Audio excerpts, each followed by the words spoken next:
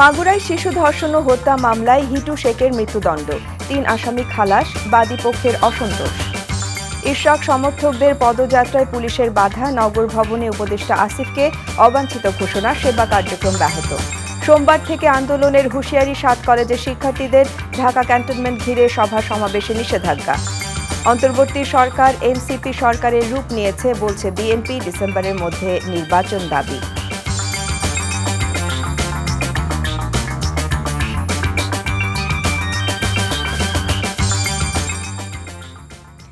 আসসালামু আলাইকুম, আমি আফসানা আলমগীর খান। স্বাগত জানাচ্ছি এনটিভির সন্ধ্যার খবরে। ক্রাউন সিমেন্ট শিরোনাম দেখছিলেন, এবার চলে যাচ্ছি পুরো খবরে। মাগুরায় শিশু আসিয়া ধর্ষণ ও হত্যা মামলায় তার বোনের শ্বশুর হিটু শেখকে মৃত্যুদণ্ড দিয়েছে আদালত। তবে খালাস পেয়েছেন মামলার অপর ৩ আসামি।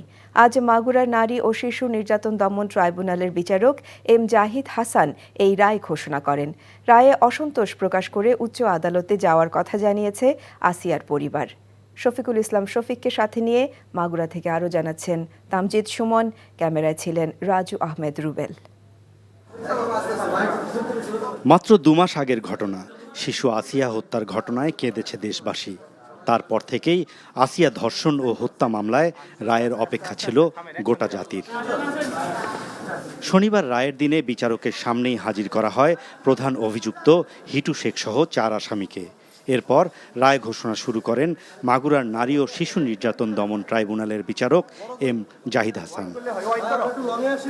মিনিট দুয়েকের ভেতরেই রায় পড়ে শোনান বিচারক। রায়ের প্রধান অভিযুক্ত আসিয়ার বোনের শ্বশুর হিটু শেখের মৃত্যুদণ্ড ও ১ লাখ টাকা অর্থদণ্ড দেয়া হয়। আর ভয়ভীতি প্রদর্শন ও আলামত নষ্টের অভিযোগ প্রমাণিত না হওয়ায় খালাস দেয়া হয় আসিয়ার বোনের স্বামী, ভাসুর ও শাশুড়িকে। এই মামলার প্রধান আসামি হিটু শেখকে তার বিরুদ্ধে আনীত অভিযোগ সেকশন 9(2) নারী ও শিশু নির্যাতন দমন আইন ২০০০ এর অধীনে গৃহীত সাক্ষ্য প্রমাণের ভিত্তিতে এবং আনীত অভিযোগ প্রমাণিত হওয়ায় তাকে দোষী সাব্যস্তক্রমে এই আইনে সর্বোচ্চ শাস্তি মৃত্যুদণ্ড প্রদান করেছেন। এবং অপরাপর আসামিদের বিরুদ্ধে যাদের কিনা পেনাল কোডের সেকশন 201 এবং 506 এর অধীনে চার্জ গঠন করা হয়েছিল, তাদেরকে মামলার দায় থেকে খালাস প্রদান করেছে। প্রধান অভিযুক্তের মৃত্যুদণ্ড হওয়ায় সন্তোষ প্রকাশ করেছেন রাষ্ট্রপক্ষ। তবে ৩ আসামি কেন খালাস পেল, রায় দেখে আপিলের সিদ্ধান্ত নিতে চান তারা। ওর সাথে আরো 3টা আসামি ছিল, কারণ ওরা তোর ভিতর সহযোগিতা করেছে। আমার বড় মায়ের হুমকি দিচ্ছে, তারা মারিছে, মানে মুখ আটটায় রাখছে। তাহলে কিভাবে এখানে খালাস পেয়ে গেল? আপনি কি চাচ্ছেন এখন? আমি চাচ্ছি যে ওরা তো দোষী, ওরাও শাস্তি হওয়া উচিত। যে আসামিদেরকে বিজ্ঞ বিচারিক আদালত অ্যাকুইট করেছেন বা খালাস করেছেন, সেই অ্যাকুইটাল অর্ডারে আমরা সন্তুষ্ট নই। উচ্চ আদালতে আপিল দায়ের করার সুযোগ রয়েছে। আমি 14 কর্মদিবসেই এই মকদ্দমার চূড়ান্ত যে পরিণতি আসামির হয়েছে সেটা নিশ্চিত আমরা করতে পেরেছি। এই রায় ধর্ষকদের মতো অপরাধীদের জন্য একটি দৃষ্টান্ত হয়ে থাকবে বলে মনে করছেন মাগুরাবাসী। আজকের এই রায়টি একটি দৃষ্টান্ত হয়ে থাকবে এবং এই রায়ের ফলে আইন প্রতিষ্ঠিত হলো। অপরাধীদের ক্ষেত্রেও এটা একটা মেসেজ যাবে যে কেউ যেন এই ধরনের অপরাধ সংগঠিত করার আগে একবার ভাববেন যে কেউই বিচারের বাইরে না। ৬ মার্চ মাগুরা শহরের নিজ নান্দুয়ালি গ্রামে বোনের শ্বশুরবাড়িতে বেড়াতে গিয়ে ধর্ষণের শিকার হয় ৮ বছরের শিশু আসিয়া। ১৩ মার্চ চিকিৎসাধীন অবস্থায় মারা যায় সে। মাত্র ১৪ কার্যদিবসের মধ্যেই মাগুরার আসিয়া হত্যার রায় প্রদান করল আদালত। এত দ্রুত সময়ের মধ্যে রায় প্রদানের ইতিহাস বাংলাদেশে খুব কমই আছে এবং এই রায় প্রদানের মাধ্যমে যারা এই ধরনের অপরাধ করছেন তাদের জন্য একটি সফল দৃষ্টান্ত হয়ে থাকবে বলে মনে করছেন মাগুরাবাসী। Tamjid Sumon, NTV news, Magura. প্রধান উপদেষ্টা ডক্টর মোহাম্মদ ইউনূস বলেছেন, যারা একসময় ক্ষুদ্র ঋণের সমালোচনা করতেন, ভাগ্যের নির্মম পরিহাসে ব্যাংকের টাকা লুট করে দেশ ছেড়ে পালিয়েছেন তারা। একই সঙ্গে তিনি বলেছেন, ক্ষুদ্র ঋণ ব্যবস্থাপনা এবং তরুণ উদ্যোক্তাদের বিনিয়োগে নতুন আইনের মাধ্যমে মাইক্রো ক্রেডিট ব্যাংক প্রতিষ্ঠা করা হবে। রাজধানীর আগারগাঁওয়ে মাইক্রো ক্রেডিট রেগুলেটরি অথরিটির নতুন ভবন উদ্বোধনকালে এসব কথা বলেন তিনি। আরও জানাচ্ছেন মুকসিমুল আহসান। আজকের অনুষ্ঠানে উপস্থাপনায় রয়েছি আমি শামীম আহমেদ। ক্ষুদ্র ঋণ ব্যাংকিং প্রচলিত ব্যাংক ব্যবস্থাপনার চেয়ে আলাদা, যেখানে জামানত ছাড়াই ঋণ দেওয়া হয় বিশ্বাসের ভিত্তিতে। উল্লেখ করে প্রধান উপদেষ্টা বলেন, একসময় এই ক্ষুদ্র ঋণ নিয়েই সমালোচনা করা হয়, অথচ প্রচলিত ব্যাংকগুলো যখন ধ্বংসপ্রায় তখনও মানুষের আস্থায় সুনামের সাথে টিকে আছে মাইক্রো ক্রেডিট ব্যাংকিং। এমন সময় আমরা আলাপ করছি ভাগ্যের পরিহাস। যেমন জামানতওয়ালা ব্যাংক, যারা প্রকৃত ব্যাংক বিচার করতো বলতো, তারা আজকে হাওয়া, তারা কেউ নেই, তারা টাকা নিয়ে লোপাট, ব্যাংক শেষ। আর মাইক্রো ক্রেডিট পরিসংখ্যান আপনারা দেখতেছেন, পয়সা কেউ মারে নাই, কেউ পালিয়ে যায় নাই। মাইক্রো ক্রেডিট রেগুলেটরি অথরিটির নতুন ভবন উদ্বোধন করে প্রধান উপদেষ্টা জানান, শুরুতে এটাকে বাংলাদেশ ব্যাংকের অধীনে রাখতে চেয়েছিল তৎকালীন সরকার। তাতে তিনি বাধা দিয়ে স্বতন্ত্র প্রতিষ্ঠান করার প্রস্তাব করেছিলেন জানিয়ে অধ্যাপক ইউনূস বলেন, বিশ্বব্যাপী ক্ষুদ্র ঋণ বেড়ে যাওয়ায় তার সঠিক ব্যবস্থাপনা নিয়ে অনেক দেশকেই সংকটে পড়তে হচ্ছে, যার সমাধানে উদাহরণ হতে পারে বাংলাদেশ। বাংলাদেশ অলরেডি সমাধান দিয়ে দিয়েছে, জাস্ট ফলো দেম। বহু দেশ সেটা অনুসরণ করেছে। কাজে এটা মাইক্রো ক্রেডিট রেগুলেটরি অথরিটি শুধু যে বাংলাদেশের জন্য কাজ করেছে তা না, এটা আন্তর্জাতিকভাবে অনেক দেশের সহায়ক হয়েছে, সাহায্য করেছে যে জিনিসটা করে দেওয়ার জন্য। কাজে আমার মনে হয় এটা সময় এসছে যে এটা মাইক্রো ক্রেডিট ব্যাংক আইনে করা। এই ব্যাংক যেগুলো হবে, এগুলো হলো সামাজিক বাণিজ্যের ব্যাংক, সামাজিক ব্যবসার ব্যাংক, এটা কারো মনোভার জন্য না। ক্ষুদ্র ঋণের মাধ্যমে নতুন নতুন উদ্যোক্তা তৈরির ফলে কর্মসংস্থান সংকট কমবে, সেই সাথে মাইক্রো ক্রেডিট রেগুলেটরি অথরিটির মাধ্যমে ক্ষুদ্র ঋণ ব্যবস্থাপনায় নতুন অধ্যায়ের সূচনা হবে, প্রত্যাশা প্রধান উপদেষ্টার। যে কোনো ছেলে, যে কোনো মেয়ে মাইক্রো ক্রেডিট ব্যাংকের কাছ থেকে বিনিয়োগ পাবে। Muksimul Ahsan, NTV news, Dhaka. ঢাকা দক্ষিণ সিটি কর্পোরেশনের মেয়র হিসেবে ইশরাক হোসেনকে দায়িত্ব বুঝিয়ে দেওয়ার দাবিতে তৃতীয় দিনের মতো ঢাকাবাসী ব্যানারে বিক্ষোভ কর্মসূচি পালন করেছে আন্দোলনকারীরা। সমাবেশের পর তারা বিক্ষোভ মিছিল করেন, তবে তারা সচিবালয় অভিমুখে যেতে চাইলে বাধা দেয় পুলিশ। অবিলম্বে ইশরাক হোসেনকে দায়িত্ব বুঝিয়ে না দেয়া হলে আন্দোলন চালিয়ে যাওয়ার ঘোষণা দেন বিক্ষোভকারীরা। কায়কোবাদ মাহমুদের রিপোর্ট। সকাল থেকে নগর ভবনের সামনে খণ্ড খণ্ড মিছিল নিয়ে জড়ো হতে থাকেন ঢাকাবাসী ব্যানারে ইশরাক হোসেনের সমর্থকরা। নগর ভবনের সামনে অবস্থান নিয়ে দিতে থাকেন নানান স্লোগান। সিটি কর্পোরেশনের কোনো সুযোগ সুবিধা বর্তমানে আমাদের দিতে পারতেছে না। আমরা নগরবাসী সেবার থেকে বঞ্চিত আছি। আমাদের মেয়র সাহেব যদি এই নগর ভবনের দায়িত্ব নেন, আমরা নাগরিক সুবিধা ফেরত পাবো। আন্দোলনকারীরা বলেন, নির্বাচিত মেয়র না থাকায় ব্যাহত হচ্ছে নাগরিক সেবা প্রাপ্তি। স্লোগান দেন উপদেষ্টা আসিফ মাহমুদের বিরুদ্ধে। সরকারের উপদেষ্টাদের মধ্যে দুই একজন অতি উৎসাহী, যারা অতি দুর্নীতিবাজ, ইতিমধ্যে তারা প্রমাণিত হয়েছেন গত 8 মাসে। তারা একটা পক্ষ চাচ্ছে না যে এখানে কোনো নির্বাচিত প্রতিনিধি বসুক। ফ্যাসিবাদের পতন হয়েছে, আমরা মনে করি ফ্যাসিবাদের দোসররা এখনো প্রশাসনের বিভিন্ন রন্ধে রন্ধে বসে আছে। এই জন্য ইশরাক হোসেনকে তার শপথে বহাল করা হচ্ছে না। স্থানীয় সরকার মন্ত্রণালয়, আইন মন্ত্রণালয়ের যুগ সাজসে আজকে এই ইশরাকের শপথ গ্রহণে বাধা বিঘ্ন সৃষ্টি করছে। পরে বিক্ষোভ মিছিল করে আন্দোলনকারীরা। মিছিলটি প্রেস ক্লাব হয়ে আবার নগর ভবনে ফিরে আসে। এ সময় কিছু বিক্ষোভকারী সচিবালয় অভিমুখে যেতে চাইলে বাধা দেয় পুলিশ। পরে আন্দোলন চালিয়ে যাওয়ার ঘোষণা দিয়ে এদিনের কর্মসূচি সমাপ্ত করেন আন্দোলনকারীরা। এদিকে সড়কে বিক্ষোভকারীরা অবস্থান নেয় বন্ধ থাকে যান চলাচল। Kaikobad Mahmud, NTV news, Dhaka. ঢাকা দক্ষিণের নগর ভবনে চলমান আন্দোলনে স্থবির নগর সেবা কার্যক্রম। বৃহস্পতিবার থেকে তালা ঝুলিয়ে দেওয়া হয়েছে নগর ভবন ও স্থানীয় সরকার বিভাগেও। আঞ্চলিক কার্যালয়ে ঢুকতে পারছেন না কেউ, তাই দুদিন অঘোষিত ছুটিতে আছেন সব কর্মকর্তা কর্মচারী। এতে ভোগান্তিতে পড়েছেন জরুরি সেবা নিতে আসা অনেকেই। ফলে দূর দূরান্ত থেকে আসা অনেককেই সেবা না নিয়েই ফিরতে হচ্ছে বাড়ি। নাজিবুর রহমানের রিপোর্ট। তপ্ত দুপুরে নগর ভবনের প্রধান ফটকে দাঁড়িয়ে জুরাইনের বাসিন্দা নাসরিন বেগম। একই সময় গুলশান থেকে এসেছেন শাওন আহমেদ। দুজনই জরুরি সেবা নিতে এসে প্রধান ফটক থেকে ঘুরে গেছেন, সেবা পাননি। আমি গেলাম প্রথম আপনার আজিমপুর কবরস্থান, ওইখান থেকে পাঠাইলো আমার এইখানে। এখন এখানে এসে দেখি যে বন্ধ। এর আগেও একদিন আসছিলাম, ওদিনকেও আসলে আমি কাউকেই পাইনি বন্ধ থাকার কারণে। আজকেও সেম, অনেক দূর থেকে ঘুরে আসতে হইলো আমাকে, কাউকে কিছু বলার নাই আসলে। এই অচল অবস্থার শুরু বিএনপি প্রার্থী ইশরাক হোসেনকে আদালত কর্তৃক মেয়র ঘোষণার পরও শপথ আয়োজন না করায়। বুধবার থেকে শুরু হওয়া আন্দোলনে স্থবির দক্ষিণের নগর ভবন। বৃহস্পতিবার থেকে সবগুলো ফটকে তালা ঝুলিয়েছেন সমর্থকরা। দুদিন ধরে কার্যালয়ে নেই কোনো কর্মকর্তা কর্মচারী, এমনকি স্থানীয় সরকার বিভাগের অফিসও বন্ধ। দক্ষিণ ঢাকার 10টি আঞ্চলিক কার্যালয়েও প্রবেশ করতে পারছেন না কর্মকর্তা কর্মচারীরা। ব্যাহত হচ্ছে নগর সেবা। সিটি কর্পোরেশনের কোনো সুযোগ সুবিধা বর্তমানে আমাদের দিতে পারতেছে না। আমরা নগরবাসী সেবার থেকে বঞ্চিত আছি। আমাদের মেয়র সাহেব যদি এই নগর ভবনের দায়িত্ব নেন, আমরা নাগরিক সুবিধা ফেরত পাবো।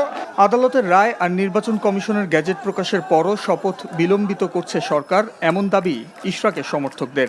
দাবি আদায় না হওয়া পর্যন্ত আন্দোলন চালিয়ে যাওয়ার কথা বলছেন তারা। Najibur Rahman, NTV news, Dhaka. এক মাসের মধ্যে নতুন বিশ্ববিদ্যালয়ের অধ্যাদেশ জারি ও রোববারের মধ্যে অন্তর্বর্তীকালীন প্রশাসন গঠনের প্রজ্ঞাপন জারি সহ 5 দফা দাবি জানিয়েছে 7 কলেজের শিক্ষার্থীরা। বিকেলে রাজধানীর ইডেন কলেজে সংবাদ সম্মেলনে শিক্ষার্থীরা জানান, দাবি আদায় না হলে 19 মে থেকে মাঠে নামবেন তারা। তবে সড়ক অবরোধ করে জনদুর্ভোগ সৃষ্টি না করে শিক্ষা মন্ত্রণালয় ঘেরাওয়ের কথা জানান। বলেন, 7 কলেজের শিক্ষার্থীদের দীর্ঘ আন্দোলনের ফলে ইউজিসি ঢাকা কেন্দ্রীয় বিশ্ববিদ্যালয় নামে নতুন বিশ্ববিদ্যালয়ের প্রস্তাব দেয়, কিন্তু অধিভুক্ত বাতিলের পরও এখনও অন্তর্বর্তী প্রশাসনের প্রজ্ঞাপন জারি হয়নি।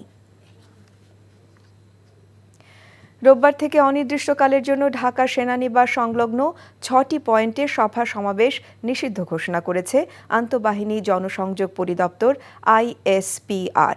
বিজ্ঞপ্তিতে বলা হয়, পরবর্তী নির্দেশ না দেয়া পর্যন্ত কচুক্ষেত সড়ক, বিজয় সরণি থেকে প্রধান উপদেষ্টার কার্যালয় হয়ে বীরশ্রেষ্ঠ শহীদ জাহাঙ্গীর গেট সংলগ্ন এলাকা, BAF শাহীন কলেজ থেকে মহাখালী ফ্লাইওভার সংলগ্ন এলাকা, সৈনিক ক্লাব মোড়, ভাসানটেক, মাটিকাটা, ইসিবি চত্বর ও সংলগ্ন এলাকা এই নিষেধাজ্ঞার আওতায় থাকবে।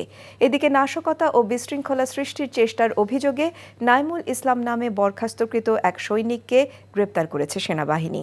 ISPR এর অপর এক বিজ্ঞপ্তিতে জানানো হয়, অভিযুক্ত নাইমুল ঢাকা সেনানিবাসের প্রবেশ পথে বিক্ষোভ সমাবেশের নামে বড় ধরনের নাশকতার পরিকল্পনা এবং সামাজিক যোগাযোগ মাধ্যমে এ সংক্রান্ত বিভিন্ন উস্কানিমূলক প্রচারণা চালিয়ে আসছিলেন।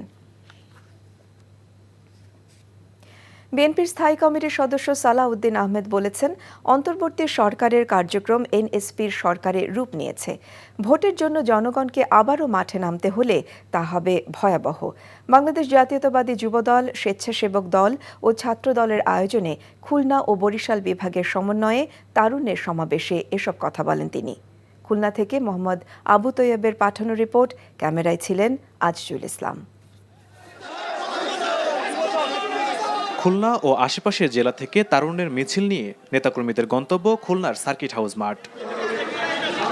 বেলা বাড়ার সাথে সাথে নেতাকর্মীদের পদচারণায় মুখর হয়ে ওঠে পুরো এলাকা। অনুষ্ঠানে প্রধান অতিথি হিসেবে উপস্থিত ছিলেন বিএনপির স্থায়ী কমিটির সদস্য সালাউদ্দিন আহমেদ। বলেন, অন্তর্বর্তীকালীন সরকার এখন এনসিপি সরকারের রূপ নিয়েছে। আপনার সরকার এখন মানুষ বলছে এনসিপি মার্কার সরকার। যদি আপনি নিরপেক্ষতা বজায় রাখতে চান, তাহলে সেই এনসিপি মার্কার 2 জনকে পদত্যাগ করতে বলুন। যদি পদত্যাগ না করে আপনি বিদায় করুন। ডিসেম্বরের মধ্যে জাতীয় নির্বাচন দিতে সরকারের প্রতি আহ্বান জানিয়ে সালাউদ্দিন বলেন, নির্বাচন চেয়ে জনগণকে যাতে যমুনামুখী লং মার্চ করতে না হয় সেটা বিবেচনা করা উচিত। ইতিমধ্যে কিছু কিছু উপদেষ্টা আপনার নিরপেক্ষতা ক্ষুণ্ণ করে উচ্চাভিলাষ প্রণয়ন করছে। যথেষ্ট হয়েছে। আপনার একমাত্র ম্যান্ডেট বাংলাদেশে একটি সাধারণ নির্বাচন অনুষ্ঠান করা। যদি কোনোদিন নির্বাচনের দাবিতে এই অন্তর্বর্তীকালীন সরকারকে ঘেরাও করতে হয়, তা হবে আমাদের জাতির জন্য একটি দুর্ভাগ্য। তরুণদের দেশ গঠনে অবদান রাখার জন্য সর্বোচ্চ ত্যাগ করার আহ্বান জানান দলের নেতাকর্মীরা। NTV news desk.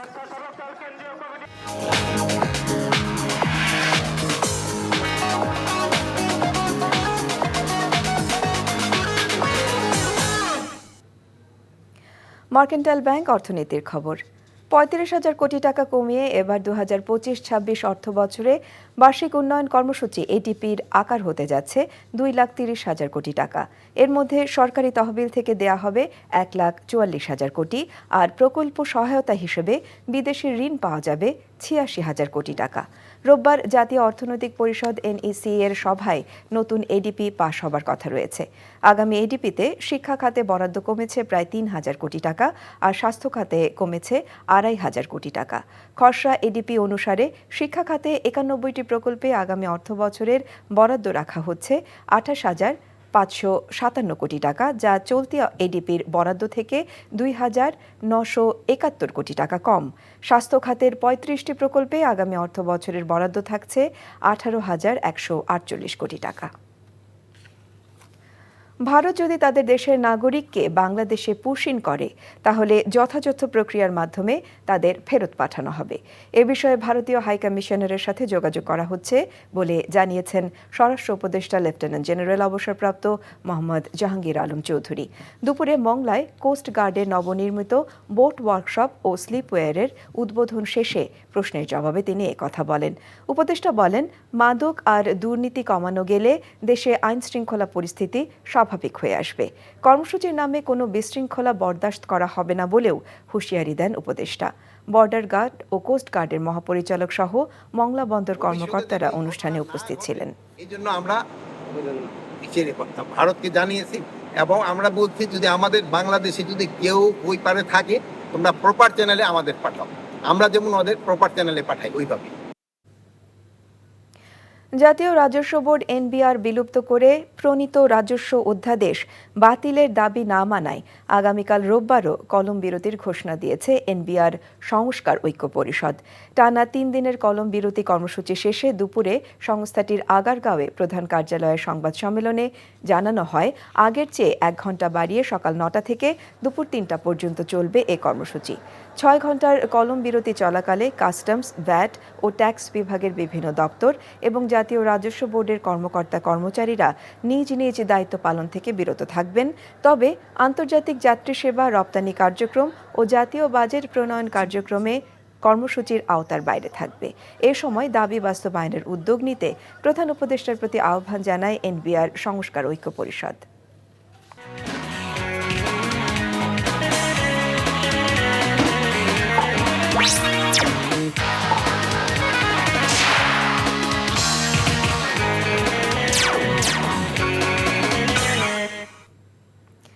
Ispahani premium টি খেলার খবর।